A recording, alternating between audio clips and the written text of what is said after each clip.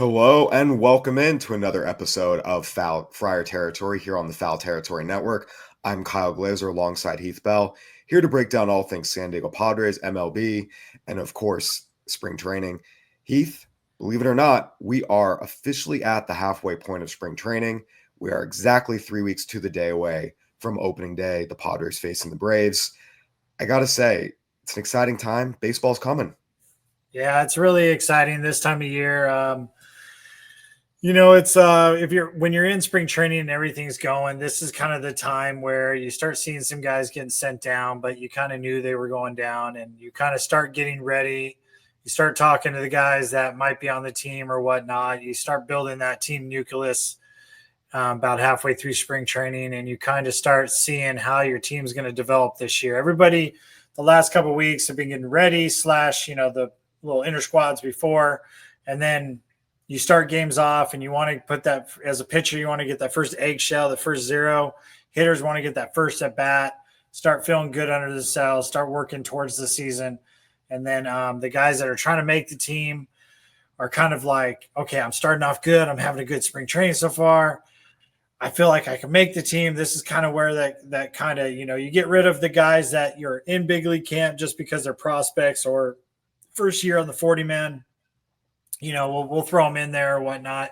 But now you start getting down the nitty gritty of fighting for those last few jobs of spring. And everybody's starting to get a little excited because you're starting as a pitcher, you're starting to start throwing your stuff. You're starting to concentrate a little bit more on who you're facing or how guys in your league are facing. You kind of start setting up, especially if you know the season's going to start and you're on the team. Hey, where are we going to be out the first week? Who are you facing? How they doing in spring training? This is kind of that week when everybody kind of starts doing all that before that second to last week. And then the last week of spring is just, hey, make sure everything is good for me and then get ready. And then you just go out there. So it's a fun time. It's kind of like that halfway. How is spring training? A lot of position players like it's too long. Pitchers will be like, no, it's a good enough time. They might say it's too long now because we don't ever swing a bat. We used to have bunting drills, so I'm kind of curious to see what they've been doing. I know some guys still swing and stuff, but I'm just curious what they do on their off time or whatnot. Or do they just go pitch and play golf? I don't know. So I'd like to imagine there's still some pitcher home run derbies happening on the backfields. By the way, full disclaimer, I'm sure you can hear it. I am battling a cough and sore throat, so I don't sound like myself today, but we're going to grind through. That's what baseball season's all about. No one's 100%. You got to grind through.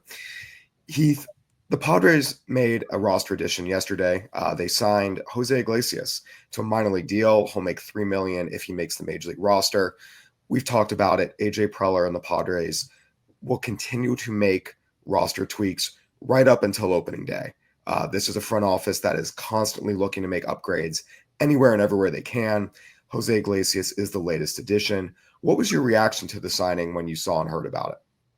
I figured, being honest, my first opinion was, okay, they're bringing somebody that makes music, maybe, a Latin guy that sings and has a record album and whatnot. I mean, Iglesias he did really well toward down the stretch with the Mets last year. I've looked up his stats, he's hit and miss a little bit, he gets into little streaks here and there. I think he's a good clubhouse guy of what I know with the Mets of last year. And I think it's a good signing, but is it one of those signings that because everybody thought he was going to get a big league deal. So I'm just wondering if this signing is like a secretly, hey, come to spring training. If you're healthy, you're on the team, but we're going to do a minor league contract. So is that knocking somebody out with competition? That maybe he doesn't need that competition. He doesn't need to go. Iglesias doesn't need to hit in spring training. He just needs to get ready for the season. But that's behind closed doors. That's the only thing I'm worried about. But I think he'll be a good fit for the Padres if he, it's somebody with that energy of life and this and that can either be a good fit for a team or kind of a little distraction where he kind of wants to do this and maybe the culture is this way and he wants to go that way. So it's just interesting to me. I thought we kind of had the thing, but AJ always goes out and tries to improve the team any way he can.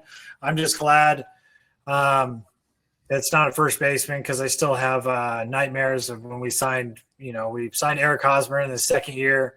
I know Eric didn't have the best year that he had the first year with San Diego, and then we signed 4 first basemen in spring training. It was just like, what are we doing? First base is that position that pretty much anybody can play. Sorry out there, first basemen, but anybody can kind of be over there, or at the end of your career, when you lose a step, you go to first base. Otherwise, like the Freddie Freemans, Adrian Gonzalez's, they're just the studs at first base. But everybody else that's a really good first baseman, usually with somebody else, was a different position and then moved up and went to first. So Iglesias, if he gets streaky, I think he'll do really well. I could see him go to the minor leagues. If he does, we need somebody to bring him up, get streaky, whatnot. And, that's where I kind of see him as a bench player / role player. Maybe give, Bogaerts a couple days off at short, maybe, a day off a week or something like that. So overall, I think it's to be a good signing. Hopefully it's not that back end door deep, like, hey, come over here, make sure you're healthy, and then you're on the team. He's got to earn a spot. That's all. Yeah, I thought it was a really good signing just because the Padres need shortstop insurance in the event that Xander Bogaerts really isn't able to hold down the position for Our one whole team season. plays shortstop. Well, but here's the thing. Manny Machado hasn't played short in over 5 years. Jake Cronenworth hasn't played short in over 5 years. A lot of these guys haven't done it recently. And while Jose Iglesias a lot last year or 2 years. Who did? Just 1 year ago, not last year, but 1 year ago, he was playing short all the time. Cronenworth, he made a few appearances. Merrill. And there's no question that he's a natural shortstop coming up, but at the same time, the Padres really need a center fielder. They don't have anyone else in their system. I understand, but I'm going to the aspect of shortstop. Yeah, we need to find the shortstop for the future. X is going to be there for the next couple, say 5 or 6 years, but we need to find somebody long term. So let's look within the house, and we have a bunch of utility guys that can play there for a little bit if we need to. I mean, last year we platooned. We found guys to do it. And I think Bogaerts is going to have a breakout year, and I think guys are going to go, okay, this is the Bogaerts that we know of from Boston. And I feel like he's going to play really good short this year just because he kind of got booted from short last year. That does something to a psyche, and then, Kim gets hurt, and then you didn't put him back there really quick, and then you put him back there, and then he came in going, dude, I'm the shortstop. And the Padres didn't say, well, we're going to go with Bogaerts as the shortstop. He kind of made everybody say, we're going to go with you. So I kind of feel like he has a chip on his shoulder, and I'm expecting good things from him on defensively. So I think the Padres are going to be fine shortstop, but I understand you want to have a little depth and in that utility. But I think we have a lot of guys who can play short. And if you played second, I know short's a little bit different than second, but now you can't really shade all the way over here, and you can't shift all the way over there. Second and short are 2 different positions. And I know a pitcher's saying this. They're 2 different positions, but they're very similar, especially if your whole life you were playing shortstop, and then the last couple of years you started playing second and first base or outfield. You could easily go back there. I mean, look at Mookie Betts with the Dodgers. He kind of barely ever played shortstop. Was an outfielder's professional career, and they stick him at short. He didn't do horribly bad. I mean, he made some errors and stuff, but he wasn't horribly bad. So I think he'll be all right. I think the counter to that would be just that Mookie is a freak athlete. And I think with Xander Bogaerts, you're right. There's very much a chance that knowing he's going to be the shortstop from day one, putting in the work at spring training, that maybe he will be able to hold it down.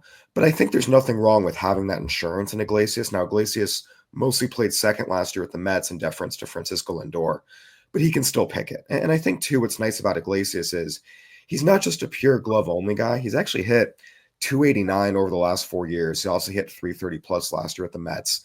He's still a guy who can make contact. So I can see a scenario where, look, if for whatever reason, whether it's injury, whether it's, Bogaerts just has lost a step, which would not be uncommon at 33. And we saw that a little bit at second base last year. His lateral agility looked like he lost a step.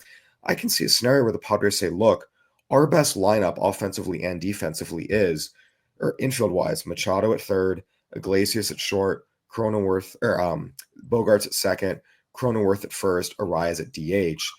And if Iglesias is your 9-hitter who's making contact and picking it at short, I think that's a really good setup for them. And in the event that he is more of a utility guy who can bounce between second and short, he's going to provide value, with his glove, with his ability to make contact and get on base. And you mentioned the clubhouse vibe. So I see this as kind of a no downside signing where, look, if he comes in and he's the best version of himself, he'll help the Padres a couple different ways. And if for whatever reason he's just not able to get up to speed signing late in spring training, then it's a minor league deal. It's no big deal. So I do think for me, it was a smart signing and one that there's no real downside to, but I do see potential upside. Oh yeah, there's definitely more upside than downside. And like I said, it's a good signing. I don't want that competition. Let's just say he gets hot off the bat right off then, and all of a sudden Bogaerts, everybody's talking, let's push him aside and let's put Iglesias over there. Because then, I mean, you sign this guy for 10 years. You got to give him a little bit of grace. And I feel like when you start doing that competition, what are you telling the guy's psyche? I mean, eventually he's going to be like, dude, if you don't want me here, then get rid of me. So, and that's the only part that I'm a little worried about, to be honest with you. I mean, because I feel like if he's going to be the utility guy in a little bit, in 2 days a week, even if he's playing short, say 2 days a week, and then, second another day or something like that. So he's playing 3 or 4 days a week. That's fine. But at the end of the day, X is our shortstop. So it's just one of those things. Competition, I just feel like right now with the status and all that, you wouldn't do that with Machado. So why are you doing that with X? And I know Machado and X are two different players, but you sign a guy 10-year deal. It's like Tatis comes off, not doing well. And there's that one kid in camp that's doing really well, and he kind of plays right field. Ornelas? Ornelas. And if spring training starts off and you're like, well, Ornelas should be been hitting better than Tatis. Let's put him out there more. That's not going to happen. Come on, you got to give your main guys a little bit of grace. And then if they stumble for 2 years in a row, yeah, then but I'm also a big believer in playoffs. When you're going down the stretch, if X doesn't have it, and Jose does, then you put him out there. So it's just, playoffs is playoffs, but during the season is season. So. Yeah, I mean, again, I think that the thing is, Fernando Tatis is going to play great defense in right field. Manny Machado is going to play great defense at third base. With Bogaerts, it is a question mark, and that's where I think, again, having the insurance just in case. And again, Bogaerts also did miss 50-plus games with an injury last year. And look, we've seen in the past the Padres really have to scramble to find someone who can play shortstop. I will never be able to get the images of Jed Jerko playing shortstop in the major leagues out of my head. We've seen the Luis Sardiniases of the world, the Chase Darnos of the world getting picked up on the fly. And again, you look at the Padres' other shortstop options before the signing, in the event that Bogaerts got hurt. Tyler Wade is a nice utility player, but realistically, he's a guy that you don't really want playing more than 1 or 2 days a week. Iggy Rosario I've seen him play every position. Look, he can play second, he can play third. The Padres are experimenting with him in left. He cannot play short. I've seen it many years in a row in the minors. It's ugly over there. He's more of a 2B, 3B, maybe test him out in left field kind of guy. So I think for the Padres now you say, okay, in the event, again, maybe it's Bogaerts does get hurt. Maybe he does need to move off of short after half season and there's just too many balls getting through. You have a better option than what your existing options were previously. And again, it's also not like this is a situation where, he's going to hit 210 and you have to swallow an offensive hole just to get some defense out there. He can still make contact. And I think that for me is why I really like the signing. I think it's a good depth signing. And, we've seen in the past the Padres put together rosters that were really top heavy, but they didn't have enough depth. And as soon as someone got hurt, they were in real trouble. And we've talked about this. There's not a lot of position player depth in the minor leagues right now, just after all their trades. So I think bringing some of these minor league signings like a Jose Iglesias, like a Gavin Sheets, like an Oscar Gonzalez, like a Mike Brasso, these are all guys who would not look out of place on a major league roster. And it just gives you some insurance. And I do think Iglesias, again, putting aside his off the field contributions, I think on the field, he can still pick it. And there's value there, add contact. If Jose Iglesias is your number 9 hitter and he is playing every day, no one would look at that and say, oh, that's not right. Whereas if Tyler Wade was your number 9 hitter playing every day, you'd be like, that's probably a hole. Well, no, I give the Iglesias a B+ signing. I like it. I just look at, some of the stuff in the clubhouse, can turn a team. That's all. Yeah. And before you know it, I mean, if if signing Bogaerts was a bad sign and I don't know why they signed him. You had Tatis, and I know he made some errors, but he wasn't like the worst player ever. It just seemed like you got to grin your teeth or something and just say, hey, look, he's not going to be our shortstop, and you got to talk to him and say, hey, you got to move to second, and then he's going to be our second baseman for a couple of years, or first baseman, or whatever it is. But I just don't like moving around. I mean, I went from Cleo Green playing short with me for my first 2 years, and then we traded him off to St. Louis, and then, I mean, you couldn't really name a shortstop after that we had, because we were just hoping that if you made the routine plays, we were okay. But we were used to having Cleo Green make ungodly plays behind us. Balls hit to the right side. It was like, oh my, Cleo will get there. And then after that was like, how's that a hit? How's this a hit? What's going on? And then all of a sudden you realize, okay, not everybody's like Cleo. So it's you just have to grin your teeth. I mean, Albert Pujols, came up as a third baseman. All of a sudden you couldn't play third anymore. You got to go to first. And he didn't like it, but eventually became a really good first baseman. So Bogaerts is kind of in that aspect. If he doesn't do well this year, I think this offseason they need to be seriously talking to him about, hey, we want you to be our second base of the future, or somebody else, or try to move on from him. But I still think Bogaerts can have a really good year and turn it into something. I know his age is 33, but gosh, really, is 33 that old? I'm almost 50, so that's starting to get old. So 33, I'd love to be 33 again. I'm pretty sure I'd be a lot faster than I am now. So, but I think X will be fine. But like Jose's signing, I do think is a B+. I do think it's a positive for the Padres, and I think it is a lot of potential of helping out. I don't see it hurting the Padres really, unless it turns into the end of April talking about who should really play short. Yeah. No, and that's something we're definitely going to have to watch. In terms of the clubhouse aspect, you mentioned this. I also like this signing from a clubhouse perspective. We've talked about this Padres team, just the makeup of it, and this has been the case for years, is one that really rides the emotional wave. When they're high, they're really, really high. But when things are going south, they get really, really low. They get really dour, and that includes some of their clubhouse leaders. And it's both a strength and a weakness of this team. And one of the big things that Jurickson Profar did for this team last year, aside from his on-field production, which was huge, was he kept things loose in the clubhouse. Again, always smiling, always in a good mood, no matter what. It made a big difference in that clubhouse. It really, really did. Being in there, being a reporter, seeing it firsthand, it was very noticeable. And I think with Jose Iglesias, he brings a little bit of that, constant positivity, constant energy, which, again, I think is a nice mix and something the Padres were going to miss from this year's club. So I think there's positives there. And I do have to say, obviously, his hit song, OMG, oh my God. Most athletes, their music is terrible. Like, remember Shaq's rap album? Oh my God, it was awful. Well, Jose Reyes had a bad album. Oh, the Super Bowl Shuffle is a terrible song. Like, the Super Bowl Shuffle, his music, funny, yeah. but it's actually a good song. Like, but I know exactly what you're saying. Like Jose Reyes, I didn't understand. I'm not really good in Spanish. I'm just a little bit, but I can tell a good album from a bad album, even if it's in a different language. And Jose came up with a bad. It was. I listened to it and I was like, I don't know. Sometimes you got rhythm, sometimes you don't. So So anyway, it's just one of those things. So. Yeah. So again, I actually think OMG is a good song. So again, we'll see if that's blasting in the clubhouse at all at Petco Park this year. All right, Heath, I want to dive in a little more to some of what you talked about with Khalil Green and having a good defensive shortstop behind you. Also, we're going to talk a little bit about spring breakout rosters that were announced today. We're going to take a quick break and we'll be right back. All right, welcome back to Friar Territory with Heath Bell. I'm Kyle Glaser.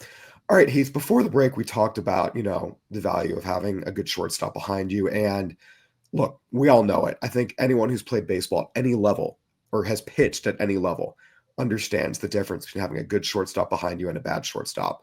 But especially, for you, again, whenever there's plays that aren't made behind them, publicly, pitchers will be like, hey, it happens, we got to pick each other up, all the cliches. But inside, I'm sure when you don't have a good shortstop behind you, it's got to be frustrating. I'm sure you've let out a few expletives in your head a few times from some balls that were not taken care of. Yeah, I've actually turned around. I always turn around, face the outfield. And my wife asked me at the time, why do you always, look right at the camera and drop an F-bomb? And I was like, well, I'm always turning around, but they have cameras out there too.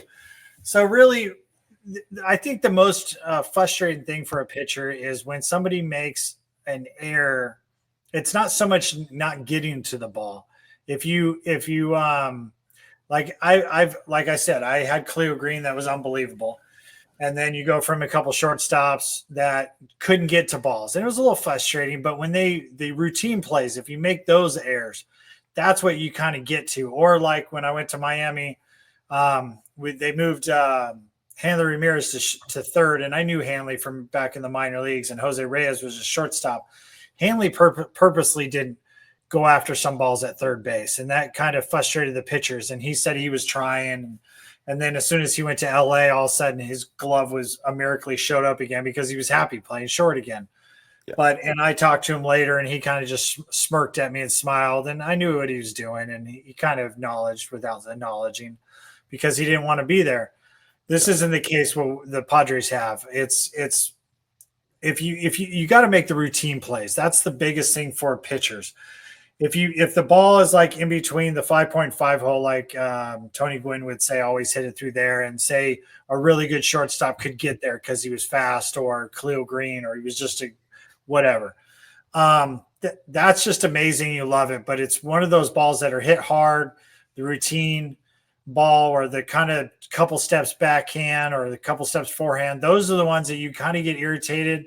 Not the first or second time. It's more like when it happens multiple times, where it's happening twice a week or something, and then you see the guy hitting the ball in the cage and never working on defense. He's making 4 or 5 errors in a month or something, where it's kind of like, errors happen. Not everybody's perfect.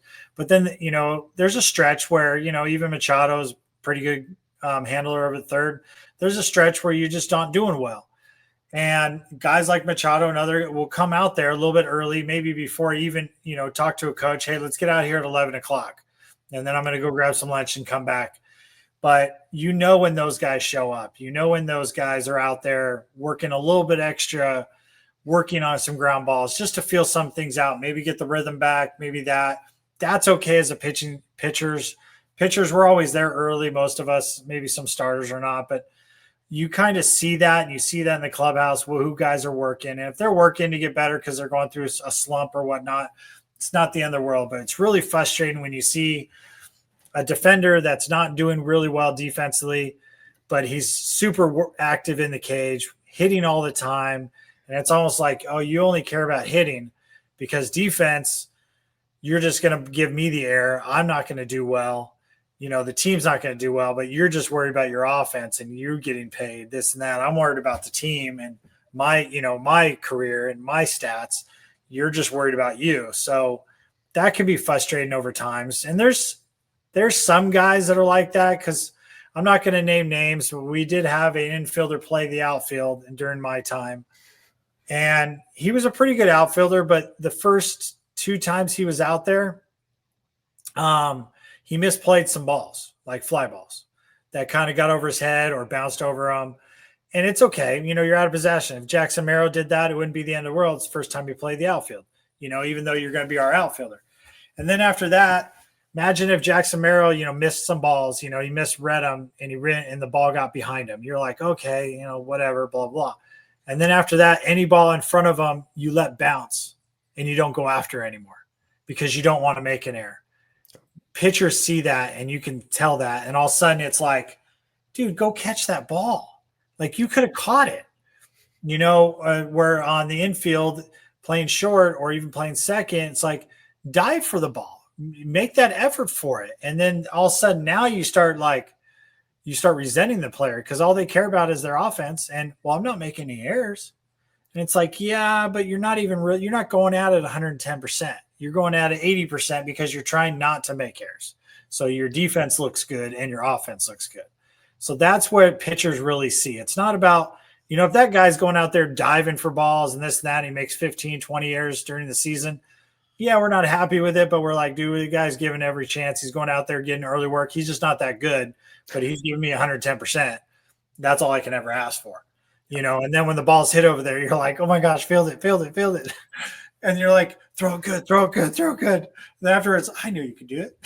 But that's literally what you're saying in your head the whole time. We're like, stay down on the ball, stay down on the ball, stay in front of it. But for the most part, guys, pitchers, they don't get mad at defense guys. The biggest time is when they're not worried about defense and they're all about offense, and then they try not to make errors so it looks like their defense is better than there is. And you're only trying like 80%. And I mean, trust me, any big leaguer out there could probably make 2 or 3 errors during the whole season if they didn't really try, go after some balls. If besides first base, because just almost every ball is going to first base. Yeah. But on the infield, if they were just like, well, okay, I'll get the routine ones, but other ones I'm going to act like I went to it, but I didn't really get to it. And then it won't be considered an error. So therefore, like Machado's made those backhand catches where he's just chucked the ball. What if he throws it in the stands? Then it's an error. Yeah. But if he didn't make that play and just missed it, they don't go, oh, that was an error. It was like, well, if he would have made it, that would be an unbelievable play. And he's made a lot of those. And he's made a few errors, but everybody thinks about those unbelievable plays because that's what you should. You go out at 110%. So, Khalil Green, he made some errors too, but, man, he was good. And he went after every ball, and he played 110%. So as a pitcher, we want guys to try their best and not just, well, I want to do good enough so I have good stats on defensively. So it's, where I think Bogaerts, he's going out there trying his best. I think Iglesias is going to go out and do his best. Wade, everybody else that we had over there. Tatis was really good at times and was a little shaky at times. I mean, Conworth, heck, he was a shortstop before we got him. Stick him over there once in a while, Just don't stick any of our catchers over there. That's all of the Padres. Just don't stick any of the catchers. We have all shortstops and pitchers. I'd rather put a pitcher at shortstop than stick a catcher over there any day of the week, But, who knows? Pitchers are athletes too, of course. Yeah, no, I mean, that's we're athletes. We just don't hit the ball anymore. I will say, it's when you have a hole defensively, maybe you don't trust your third baseman or your shortstop. Does it affect how you pitch a little bit? Where say, hey, maybe your shortstop's shaky. Instead of throwing that fastball in, hoping guy rolls over it, maybe you pitch him away more, hoping he'll take it the other way. Does it ever affect how you attack hitters? No, not the way you attack guys, because you never know. I mean, you could stick a ball in the outside corner and the guy could pull it. I mean, traditionally, he's not going to pull it in theory. But also the last couple of years with all the shifts and everything, like I wasn't a big guy with the shifts because they didn't always tell the pitcher that we were shifting.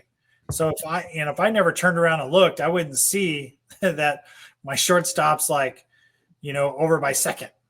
And I'm like, as soon as I would throw a pitch and all of a sudden I'd look and I'm like, oh, that's an easy ground ball. And I'm like, where the heck is the shortstop? And he's gone. Or the second baseman the same way. I'm like, what? So, I mean, if they ever moved the third baseman over to short and they put the guy in the outfield, you kind of knew that because it was like, stop, move everybody. So it was kind of a big ordeal to do that. But there were some times where they put the shortstop like right behind second or this and that, and you're just pitching and you're like, that's a ground ball. That's a base hit. So it's not how you pitch to guys. It doesn't affect that because you got to go with your best stuff. Yeah. It's more, are they trying to give their 110%? And you can tell when guys, I mean, Chase Headley, I could have broke Trevor Hoffman's consecutive save record. Because I had the record tied, and then I had one guy on with 2 outs at second or third or whatever it was, ground ball to Chase, and he saw a gopher in the ground and tried to hit it before he threw it to Adrian Gonzalez, and Adrian couldn't pick it, and then we ended up winning the game anyway, and it was Trevor Hoffman day, bobblehead day, so we can't do that to him, but my point is I wasn't mad at Chase because I ran off like 30 or 40 more saves. I wasn't mad at Chase at all. I mean, he was pretty solid over there, and it just ball slipped out of it. And I'm like, it's all right. We won the game. And honestly, yeah, I was bummed I didn't get to save, but we won the game. But I wasn't mad at Chase even if we would have lost the game. Yeah. So because he always went out there and gave his best at third base. So it was just, it's one of those things that when guys aren't very good, But if they're consistently making errors or doing something or not trying and then not practicing to get better, that's where it becomes an issue with pitchers. And you're just like, I'll hit you ground balls. Or can we, like if Bogart, let's just say, I'm not saying Bogart, you're going to do this. Let's just say you make 5 errors the first, and Iglesias is, playing other positions, whatnot. And then all of a sudden nobody ever sees him. And 2 months later, he's got 10 errors and he's never working defense. The pitchers are going to be like, can we just put Iglesias or can we put Cronenworth? Can we put Tatis back over there? Somebody that's going to give 110% and work at it. That's all. That's, but I'm not saying X, you're going to do that. I don't want, any bad blood because I love you as a player, this and that. I'm just throwing it as an example. Yeah, no, I get it. You want your shortstops, you want your entire defense to But your be shortstop out is there. kind of your leader of your infield. If your Yeah. shortstop's doing well, your second baseman does well, your first baseman does well, Yeah. and your third baseman does well. Or you can have, if you guys remember John Olerud, John Olerud, yeah, first base, of course. when he came to the Mets, all of a sudden he made that infield so much better Oh, because yeah. he pick everything. And if you have a really good first baseman, that's why I liked Eric Hosmer over there. I know he didn't hit, but I really like a first baseman that can, and I believe Bogaerts can pick, where if he doesn't turn it around, be our everyday first baseman. You got good hands. You're just a little slower, but first base, you don't need to be that quick. But that's why I'm just not a big believer in rotating everybody. I'm like, you get your feel, you get your feet wet, you're feeling good about your position. That's your position. So that's just the hard thing I've had to deal with the Padres the last couple of years. Is just you never know where Cronenworth's going to play. You never know where Bogart's going to play. You never know. Yeah. No, we'll see. Again, I think as we talked about coming in, seeing how Xander Bogaerts was doing defensively at short, to me was the number one thing to watch this spring training and will be the number one thing to watch early in the season as well. And that's especially true now with the addition of Iglesias. All right, Heath, before we wrap up, we do need to hit on the fact that the spring breakout rosters were announced today for all 30 teams, including the Padres. This is the prospect showcase where, teams put their top prospects out on the field for prospect on prospect games. It's a really nice way to showcase some of the young talent. Padres roster features a couple guys we've seen in Cactus League play this year already. Ethan Salas, Leo DeVries, Braden Nett, Bradley Rodriguez, guys like that, but as well as some younger guys as well. Just before we dive into the roster, speaking generally, because you were also, it's different, but there was a time where you were a minor leaguer, but you were getting some time on those, the big league fields in camp. Just how valuable is it, to get that experience playing in front of a crowd in a real stadium as opposed to just playing on field 4 somewhere, away from anyone's eyes? It's actually really exciting because you have music and it's not just so blah. Those backfields, it's just tough because there's no music. There's, for to be at the fans, there's no noise. When you play even in minor league season, there's noise. Like when I say music, I mean noise from the cheer from the fans, the boo from the fans. Yes, there is actual music and stuff, but it's just that lights of you feel like you're a big leaguer, even if you're in the minor leagues. But in spring training, when you got to go to the backfields and you're in the minor leagues, the backfields, and over in the distance, you can hear a big league game roaring or something because you could go out there, you could strike the side out and you hear, it's almost like golf. You could hit home runs and you hear the crack of the bat and go, and then there's nothing. Where somebody could turn a double play and it's like, oh, okay, we're out. The inning's over and you just run on off the field where you'll hear in the distance, oh, what happened over there? 5 minutes later, what happened over there? What happened over there? It's the big leagues. So it's a good experience. It's a good feeling for the young guys to go to the big league camp or to have fans on the number one field, because you feel like you're back in the season. You feel like this is what I'm striding for. The prospects, I'd like to see what the potential is there, this and that. And are they prospects? Are they suspects, as we used to call them? You're either a prospect or you're a suspect. You're on the roster or you're on the rooster. That's what we used to call it in the minor leagues. So it's just one of those tidbits, as in, that's what you're working for. That's what you want to do. And you're playing other minor league guys. So you can perform. And it's not like you're facing, Mike Trout or, whoever, you Darvish right now or Tatis. So it's one of those things that you're going out there, you have that confidence. You're just going out and playing ball. But then the other aspect, maybe some guys try to do too much and they don't perform because they're trying to showcase themselves so much. And a lot of times guys get called up, and the veteran guys like me and other guys would say, hey, you got to AAA, you're doing well, you got up here, just do what you did in AAA. Don't change a thing. You don't really have to change anything. The guys that usually come up and don't do well are the guys that, well, I'm in the big leagues now. I got to do this. I got to do that. I got to do that. No, you don't. The only difference is we're on TV. You guys are not on TV. We're nationwide. You guys are local wide. We have 3 different tiers, more fans. You guys have 2 tiers and less fans. It's cheaper there to have a beer and a hot dog. It's more expensive to have a beer and a hot dog over here. So, that's really the only difference. But the actual game, the distance, the fields are it's the same as AAA, as the big league. So, but as a minor league guy coming over there, it's so much nice. I mean, I will tell you, in spring training, the backfields grass is really nice, super nice, probably better than any lawn out there. A big league field, if you didn't see the stadium, looks like the exact same grass. But when you lay down in it on the big league spring training field to a backfield, it's night and day. I mean, the big league grass is so much nicer. It's so much softer. It's so much greener. On the backfield, it's super nice. And this is better than anybody's lawn, but it's just not big league grass. It's literally the same grass, but it's just something different about it. It's psychologically, it's something in your head, but it's just when you sit down to stretch or whatever you're doing, usually you lay down to stretch or whatnot. It's just so much nicer over there in the big leagues. And trust me, every minor leaguer will tell them that grass over there, or even the infielders, that dirt, so much nicer than over here, and it's like, it's the same dirt. But there's just something about it. There's just something about it, just so much better. It's like, I'm not a car guy, but you have a 2024 car and the exact same car comes out in 2025. You get it, you're like, oh, this one's nicer. It's the same car. Nothing changed. This one's nicer. It's just newer. But you could say that's newer, but big league grass isn't newer than minor league grass, especially in spring training. It's all the same grass and the same dirt. So I could see minor league dirt in some cities being different, but now if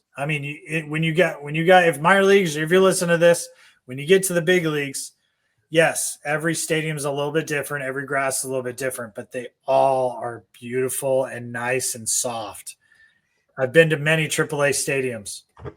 The grass is not as nice as big league stadiums. So, and trust me, I know a lot of groundskeep guys, and I'm probably going to get some phone calls after this. And like, dude, my AAA or AA stadium is really nice. Like, dude, it was really nice. But when you get to the big leagues, it's totally different. It's night and day. There's no question the big leagues are a whole different ball game. Just some quick hits real quick. Couple players I'm going to be really watching. What jumps out to me about the Padres roster is some good young pitchers. Cash Mayfield and Boston Bateman were their top 2 draft picks last year. Both lefties that I'm really intrigued to watch. Cash Mayfield, just that athletic, loose, long lefty, fastball get up to the mid-90s, has a good breaking ball. And again, just kind of that young, projectable left-hander you like to see. Boston Bateman's a 6'8", big lefty with a big curveball. That's really, really impressive. I'm be curious to watch him. And a couple other young arms, Jagger Haynes, Victor Lizarraga, Isaiah Lowe. The Padres have a lot of good young arms in their system. That's the strength right now in terms of the system's depth. Offensively, again, there's not much position player-wise. We talked about South. We talked about DeVries. One player I'm going to be curious to see is Cobb Hightower. He was their 3rd-round pick last year as an older high school kid, but he hasn't had a professional at bat yet. But in instructional league and a couple other settings, he was showing he could really, really hit. The Padres internally are very, very high on Cobb Hightower's ability to just hit and hit and hit some more. So this will be a chance for him to showcase that against, real live pitching on a big league field.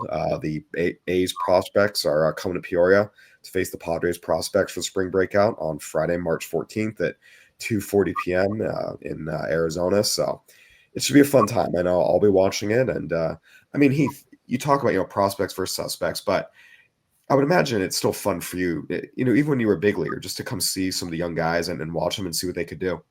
Yeah, I was one of the big league guys that you would go watch the minor league prospects, this and that, and I just wanted to see what was, what's the next level coming up, what's this, and I kind of wanted to see where the organization was. Even every organization I kind of did that. I wanted to see. I liked watching.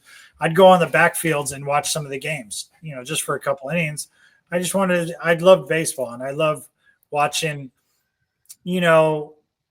how guys perform and how guys play, because everybody's a little bit different. It's like when Bryce Harper first came up, everybody was like, man, he's one of those guys. He's kind of hard nosed, doesn't care. He's all about himself. I'm like, dude, that's how Pete Rose used to play. Just hard nosed play, goes out at 110%.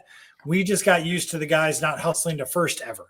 If they hit the ball, easy ground ball to the pitcher, okay, I'm just going to jog to first.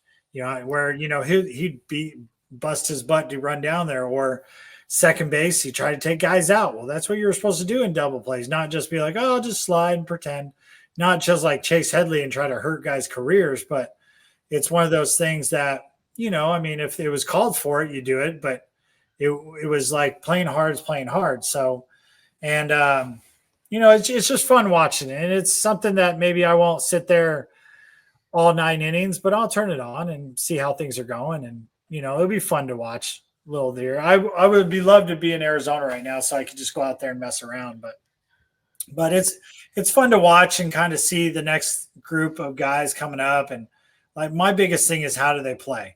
What's the atmosphere? Like, that's why I go to AAA games and this and that. And it's what the atmosphere is all about. Are those guys just playing, or this is their big leagues where they want to get to the next level and they're trying to do their best to get there. So, but other guys' names that, he's not a prospect anymore, but Jacobs, it was Alec Jacobs, the pitcher. Alec Jacob. Yeah. I like him. I mean, he's one of those guys that I think I would say, prospect, suspect. He's more of that suspect guy, not really a prospect, maybe on the list a little bit. Had some big league time, and I think he'll do really well this year. That's what I'm hoping he'll do really well this year, just with the funky arm angle and everything. And a lot of the swing and miss ratio was pretty good. Can he capital on that from last year? And, like back in the day when I got traded, Bud Black told me, I had 5 games I gave up runs and the other 30 I didn't. And he goes, you could double that.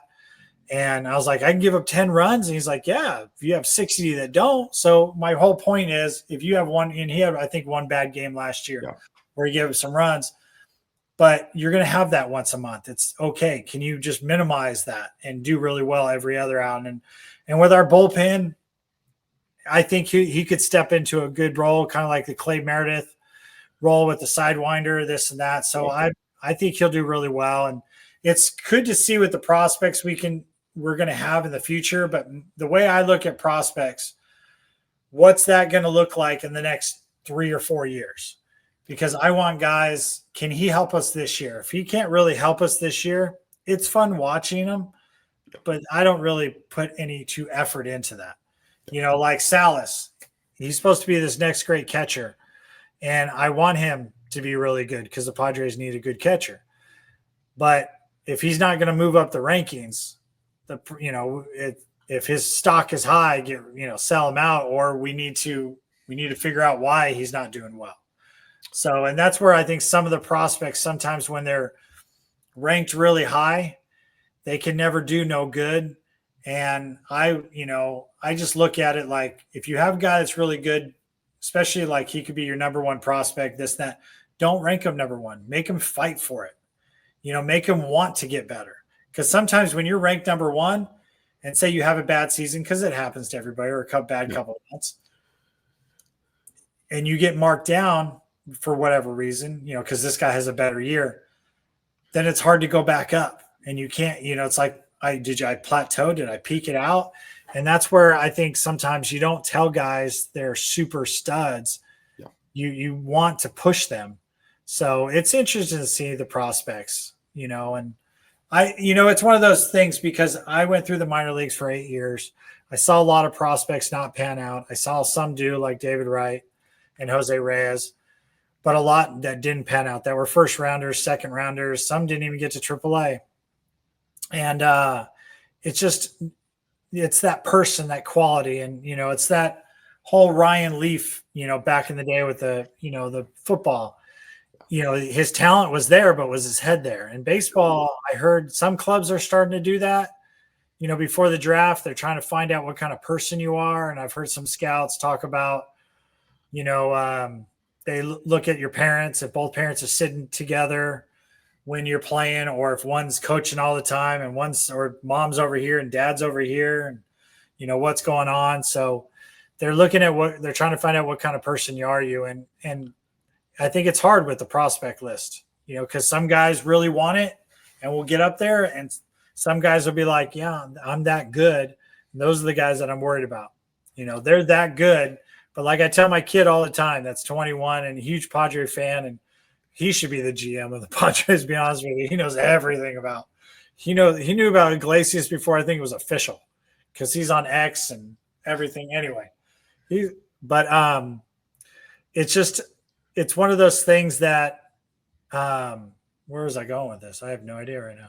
Well, I want to go back. Makeup is something that scouts certainly put a lot of emphasis on, make a lot of effort to, find out. Some teams pay it more lip service than others, and others really do dive in. But it's always hard to know exactly what an 18-year-old kid is going to do, how he's going to change when he's got a few $1 million in his bank account, if the drive and desire is going to be there and stay there when things get tough. So it's all part of it. But Heath, I think my voice is definitely running out, so I think now's a good time to call it. It's been another great show with you. And my last thing, real quick, where I was going with it, yes, is when they're 18, 19 years old, 20 years old.